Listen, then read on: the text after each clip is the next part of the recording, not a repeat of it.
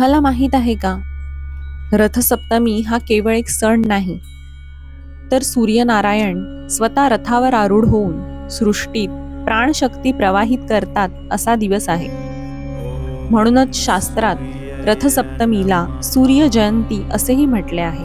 रथ म्हणजे सूर्याचा दिव्य प्रवास आणि सप्तमी म्हणजे सूर्याशी संबंधित तिथी. वेदांमध्ये सूर्याला सप्त अश्वांचा रथ दिलेला आहे. हे 7 अश्व म्हणजे 7 किरण, 7 रंग, 7 प्राणशक्ती आणि जीवनाच्या 7 स्तरांचे प्रतीक आहेत. रथसप्तमीच्या दिवशी सूर्यपूजा केल्यास शारीरिक रोग कमी होतात, मानसिक स्पष्टता वाढते आणि आध्यात्मिक उन्नतीस मदत होते. सूर्यनारायणाची भक्तिभावाने पूजा केल्यास जन्मजन्मांतराची पापे नष्ट होतात.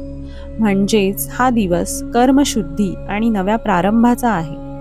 मकर संक्रांतीला उत्तरायण सुरू होतं, पण रथसप्तमीला सूर्यतत्व पूर्णपणे सक्रिय होतं. आयुर्वेदातही या दिवशी सूर्यस्नानाला विशेष महत्त्व दिलं आहे. म्हणूनच शास्त्र सांगतं, मकर संक्रांतीपासून रथसप्तमीपर्यंत केलेली पूजा, दान आणि उपासना अधिक फलदायी ठरते.